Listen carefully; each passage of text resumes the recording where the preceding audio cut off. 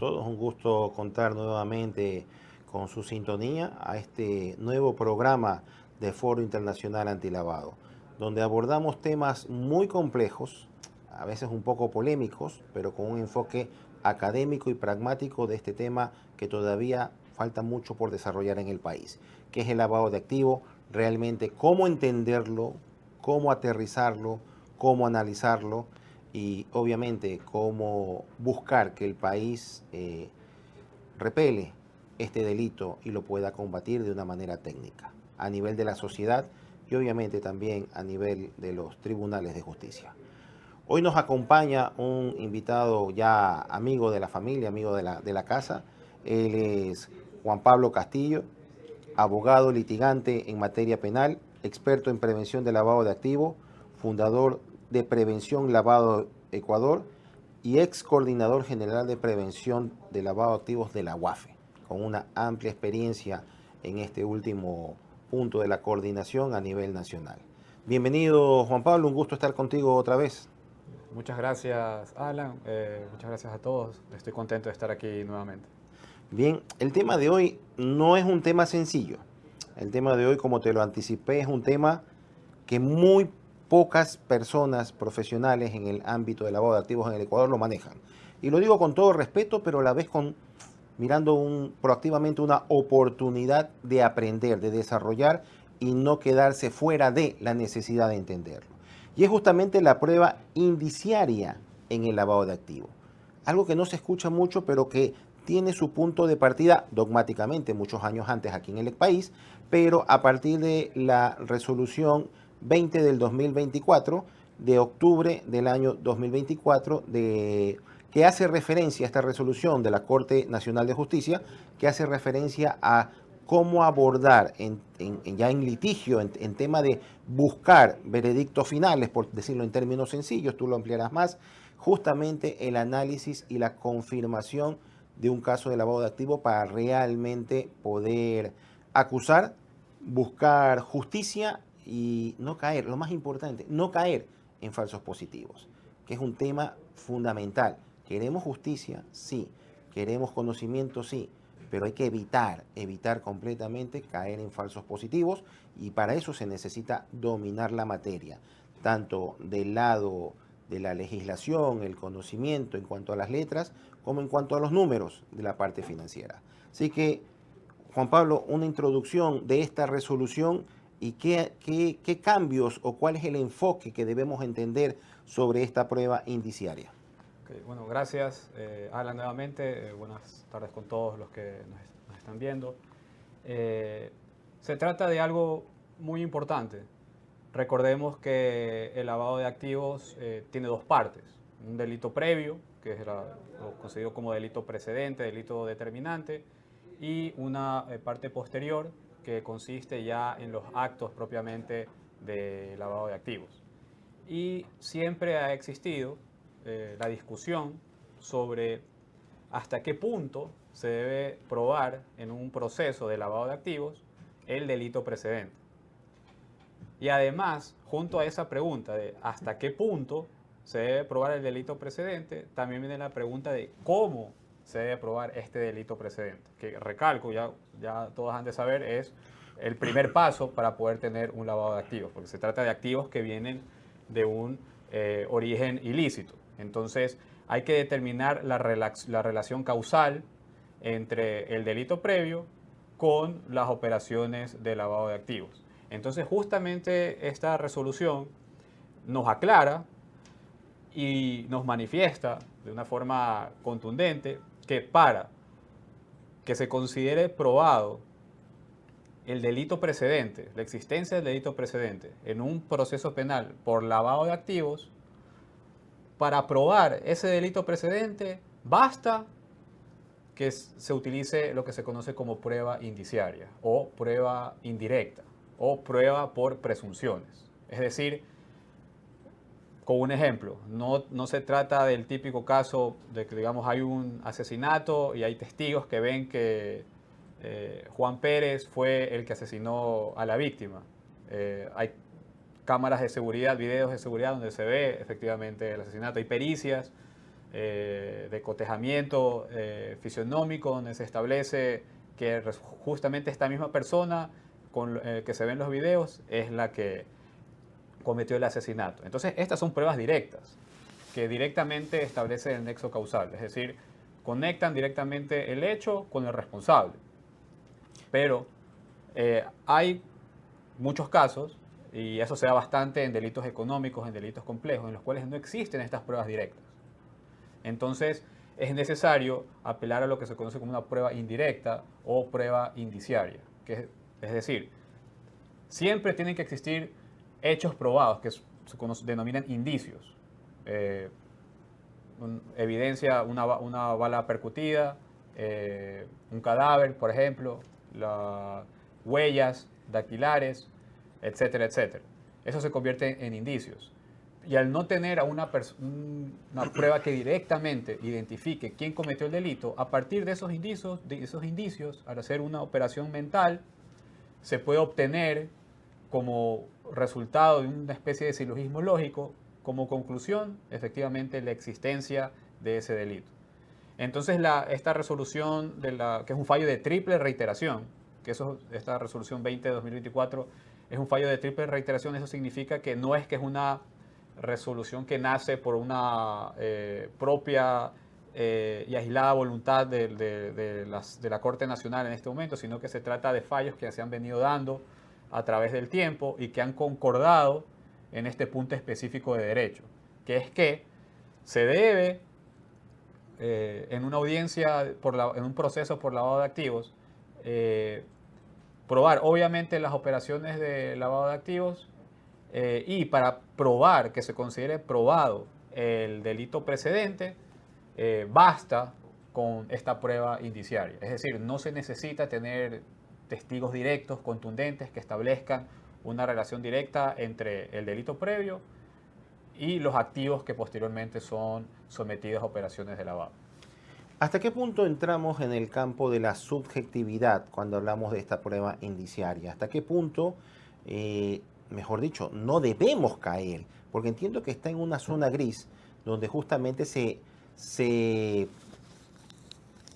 configura un razonamiento lógico de los hechos que parten de un delito precedente, quizás no detectado, quizás no evidenciado, quizás no identificado, pero un delito de lavado de activos, donde de manera técnica una variable fundamental que muchas veces queda fuera es verificar el origen lícito de los fondos. Lícito de los fondos. Y hoy en día ocurren casos, yo digo que estamos en proceso de aprendizaje a nivel de este país, donde justamente se discute en los tribunales de justicia hay lavado de activos porque pasó plata de la cuenta A la cuenta B, pero no me estás definiendo de dónde viene el dinero de la cuenta A. Entonces solo te quedaste entre A y B.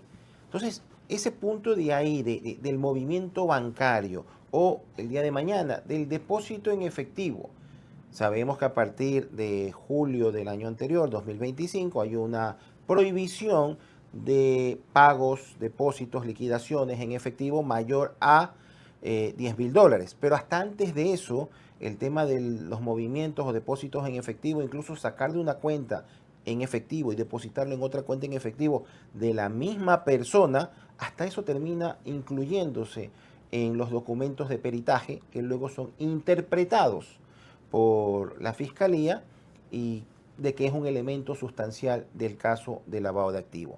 Entonces, ¿qué nos está faltando en este tipo de ejemplos como para que la prueba indiciaria no se transforme en sencillamente redactar una transacción normal, común, corriente, empresarial, corporativa o incluso en la parte de las asesorías, ¿no? Que se puede dar por el pago de honorarios y que mañana se puedan distorsionar su realidad y ser un elemento más de peso para la acusación de lavado. ¿Dónde aplica una regulación posterior a esta resolución que me deja un campo muy abierto y un campo muy abstracto para poderlo ejecutar con eficiencia, que es lo que se busca?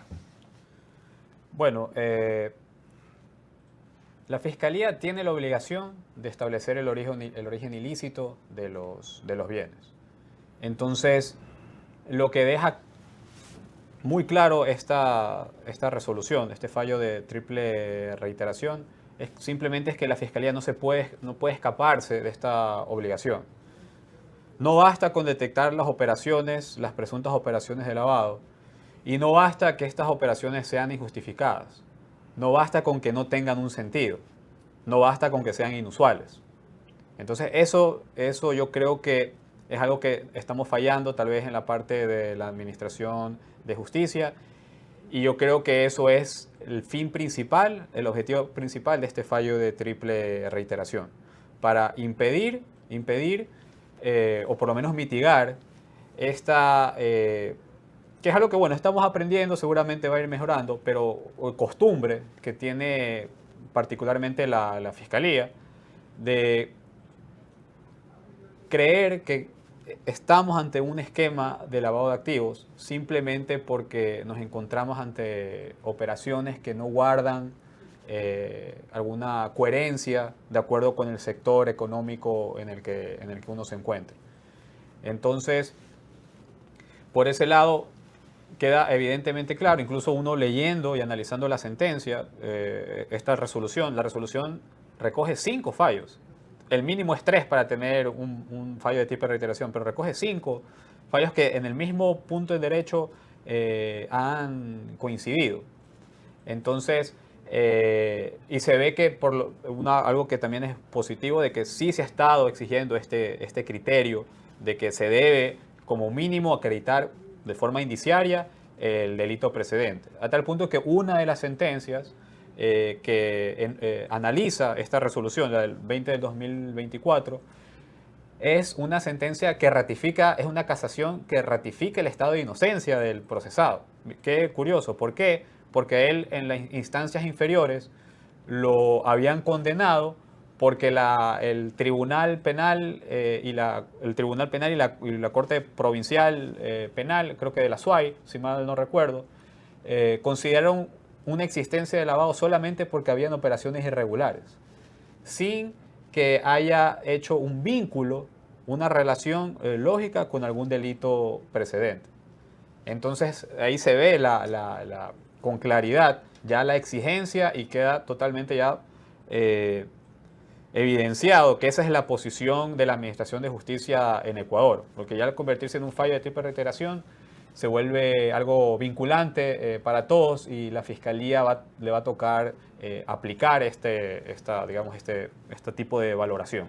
Pero mira, lo que mencionas ahí es importante, que se pueda establecer el vínculo con el delito precedente o con quienes hayan cometido el delito precedente, para que luego un tercero resulta implicado en todo este esquema o en toda esta acusación o en todo este grupo.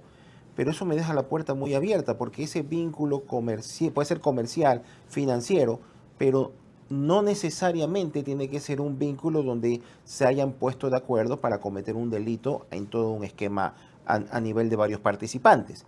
Y Claro. quien debería determinar justamente y probar que estos terceros ajenos o indirectos a quienes los está investigando por el acto en sí del potencial delito precedente. Entiendo que hasta que no haya sentencia no se puede determinar que hay un delito precedente, está en investigación. Entiendo que es el proceso, pero quedan una indefensión estos terceros implicados, porque su relación puede ser comercial y no necesariamente están siendo parte de todo un esquema que se está investigando del delito de lavado de activos. Esa zona gris debería aclararse incluso para tomar medidas hoy en día tan radicales, porque una cosa es la investigación, la acusación, pero ya estamos teniendo en la práctica 2 medidas radicales que tienen un gran impacto. Uno es el congelamiento de cuentas bancarias en base a una zona gris, no a hechos concretos o medianamente cercanos a una veracidad ya para confirmar, y 2, el tema de la prisión preventiva. Entonces, Claro. Si bien anteriormente era, quizás, podamos decir, la percepción como ciudadanía, el otro extremo, hoy en día estamos viendo que, quizás con buena intención de querer hacer bien las cosas, pudiéramos estar potenciando falsos positivos a terceros que no necesariamente están incluidos en un caso principal de investigación. Entonces, Claro. ese vínculo, esa palabra vínculo, que nomás tiene que contrastarse, verificarse para poderlo definir que es parte de. Ok, bueno, esa pregunta es extensa. Bueno, solamente una primera, por si acaso, o sea, yo creo que tú ya lo conoces, pero obviamente no se necesita sentencia condenatoria para el delito precedente. Por supuesto. Ahora, con lo que tú mencionas, sí me puedes repetir, disculpa, el segundo punto. El segundo punto era cómo establecer por parte de Fiscalía, que siempre deseamos que haga su trabajo Ah, ya. de manera técnica y sin falsos Ajá. positivos, que ese vínculo realmente demuestra una, no sé si la palabra es colusión o un acuerdo entre las partes para favorecer un esquema que se está investigando de lavado de activos. Investigando. Claro. Ahí, bueno, ahí ya estamos. Ahí sí, se me había ido la idea, disculpa, porque es bien extenso el tema. O sea, estamos hablando, ya nos vamos un poco alejando de lo que es la prueba indiciaria y vamos ya al tema igual de complicado, igual de discutido del el elemento subjetivo. Hasta qué punto tiene que haber tenido conocimiento el agente, por ejemplo, del origen ilícito de los fondos y también de que de alguna manera él está siendo implicado en operaciones de lavado, porque son momentos diferentes. Entonces, una primera pregunta es, ¿qué tan elevado, porque podríamos por términos solamente académicos graduar, qué tanto conocimiento debe tener una persona del origen ilícito para que se considere, como exige el tipo penal, que conocía el origen ilícito? Y también qué tanto conocimiento debe tener sobre el destino que se está dando a esos activos de origen ilícito, que serían operaciones de lavado para maquillar el origen ilícito. Entonces, aquí viene el tema de los 3 niveles del dolo. Y aquí en temas de delitos organizacionales, dentro de la empresa, derecho penal económico, el tema de dolo es fundamental, porque en la empresa hay varios niveles, cada nivel tiene un conocimiento menor o mayor que el otro nivel. Entonces se puede dar en ciertos supuestos en que una persona firme un documento sin necesariamente saber que está siendo implicada en un esquema de lavado de activos. Pero aún ahí en ese caso hay que ver también, se entra a analizar si, dadas las circunstancias particulares de ese hecho, si esa persona tenía que haber sabido y no puede excusarse de que no supo cuando el rol que tenía, digamos, dentro de la compañía le exigía que sepa o que actúe de alguna manera. Como un sujeto obligado. Como un sujeto obligado, pero y dentro del sujeto obligado, que finalmente son organizaciones, ¿no? Varios empleados, también hay escalas, hay organización horizontal, hay organización vertical, y cada uno implica sus propios conocimientos, sus propias especialidades, por lo cual al establecer un esquema de lavado y establecer el dolo, el conocimiento y en Ecuador también la voluntad para realizar estos actos, es un trabajo complicado para Fiscalía, pero también la Fiscalía tiene sus ventajas, por así decirlo. Aparte de las técnicas especiales y actuaciones especiales de investigación con las que goza, en el tema del dolo, por ejemplo, la Fiscalía no está obligada, por ejemplo, a probar un dolo directo, que es tener un pleno conocimiento y voluntad de los actos delictivos que estoy cometiendo, sino que también puede apelar a un dolo eventual o un dolo indirecto. El dolo eventual es un dolo que, por ejemplo, es la persona no se representó la probabilidad de que podía darse ese hecho. Y a pesar de representárselo como posible, aún así lo hace. Aunque no tenga la certeza de que si se va a dar un determinado resultado. También estamos hablando de dolo. Y también hay que tener cuidado ahí porque el tipo penal de lavado de activos no admite la modalidad típica culposa. Entonces, la Fiscalía solamente puede probar dolo, es decir, digamos la intención, conocimiento y voluntad, la intención de ejecutar el acto, y no le basta con que sea negligencia. Y eso muchas veces es complicado porque dentro del seno de una organización empresarial, que es donde en antonomasia se cometen estos delitos, es difícil establecer esa determinación. Entonces, solamente con el tema del dolo es una cuestión que, claro, parece difícil, ¿no? ¿Cómo pruebas que sabía, si es que sabía o no, si tenía la intención o no? Pero por otro lado, pero tienes muchas técnicas especiales de investigación, puedes apelar al tema del dolo eventual. Entonces, por ambos lados, digamos, se compensa, por así decirlo, esta tal vez subjetividad que uno pueda pensar que recae sobre estos aspectos del tipo penal de lavado de activos. Pero es bien compleja la discusión. No, es sumamente compleja y hay algunos puntos que el programa no nos va a dar de repente para abordarlos todos, pero eh, están muy latentes ahorita en el ambiente, en los comentarios, tanto en el plano de expertos financieros como también en el plano de abogados penalistas sobre el tema del lavado de activos. Y, y este énfasis que se le está dando a nivel de país en la lucha, que es correcto, pero que podría ser como una ola grande que va arrastrando también a quienes no deberían estar metidos en estos tipos de situaciones, en este tipo de acusaciones.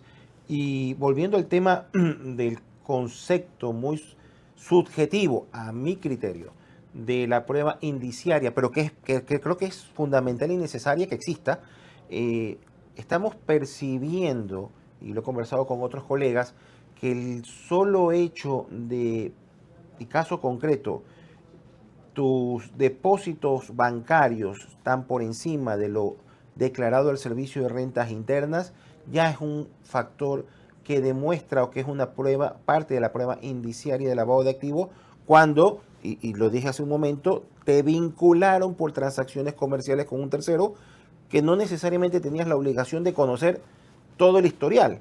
Y aparentemente lo que era público conocer no demostraba ninguna irregularidad en ese momento cronológico como para identificar alguna alerta.